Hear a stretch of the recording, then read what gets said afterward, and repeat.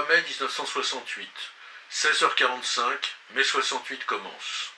Dans la cour de la Sorbonne se tenait depuis le début de l'après-midi un meeting destiné à protester contre la fermeture de la faculté de Nanterre, intervenue la veille, et aussi contre le passage en conseil de discipline d'étudiants nanterrois. Ce meeting est encadré par un dispositif de service d'ordre étudiant important, car des rumeurs avaient circulé comme quoi le mouvement d'extrême droite Occident s'apprêtait à attaquer la Sorbonne. Devant la possibilité d'incident, le recteur Roche a choisi de faire appel aux forces de police.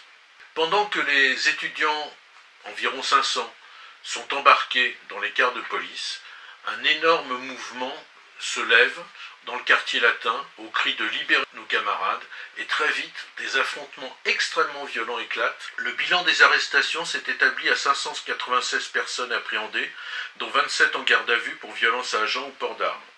Signalons également que Daniel Cohn-Bendit, un des animateurs des étudiants d'extrême gauche, Pierre Rousset, fils de l'écrivain David Rousset, et Jacques Sauvageau, vice-président de l'UNEF, qui avait été interpellé vendredi, étaient toujours entendus dans les locaux de la police, samedi en début d'après-midi.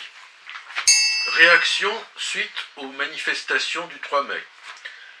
L'éditorialiste du Monde, Robert Escarpit, sous le titre « L'eau et le poisson », commence ainsi son éditorial. Carrefour de la paix vietnamienne, Paris va-t-il être en même temps le champ de bataille de la guerre estudiantine? Autre événement survenu ce 3 mai 1968.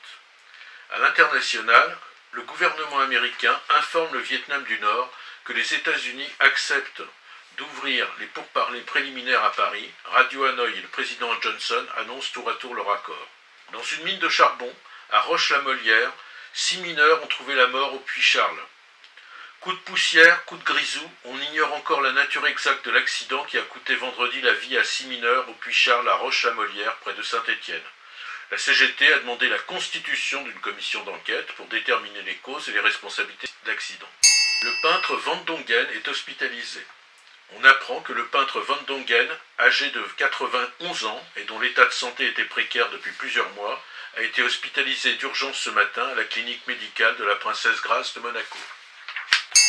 Ce vendredi 3 mai 1968, la température minimale était de 9,7 degrés et la température maximale de 17,2. La journée a été ensoleillée avec quelques précipitations.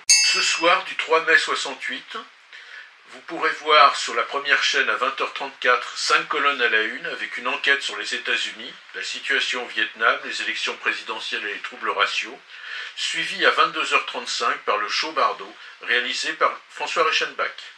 Sur la deuxième chaîne, retrouvée à 20h34, le héros sacrilège, un film japonais de Mizoguchi. Au revoir et bonne soirée, à la prochaine.